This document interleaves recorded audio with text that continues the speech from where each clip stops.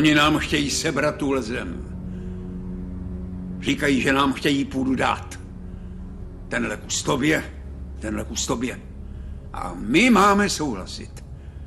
Každý kus je pro muže.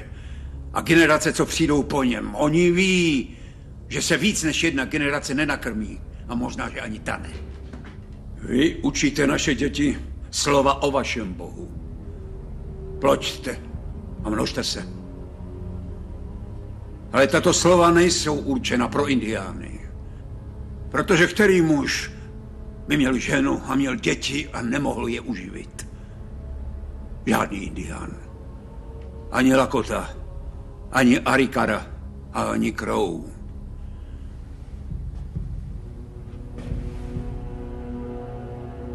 Vy nás chcete naprosto vyhladit. Skončit to s námi přímo tady, na kousku země, kde nic nemůže žít. Ale to se nikdy nestane.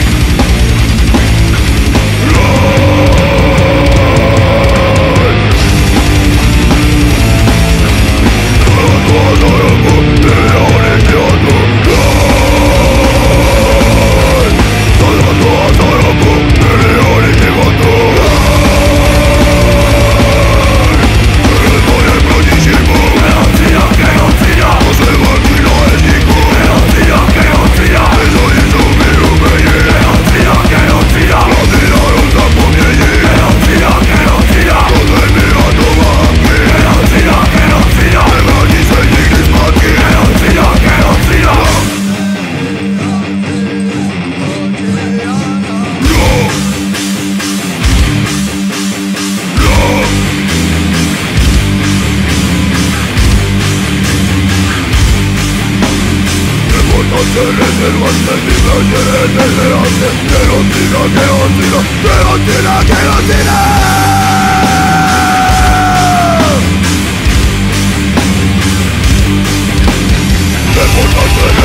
del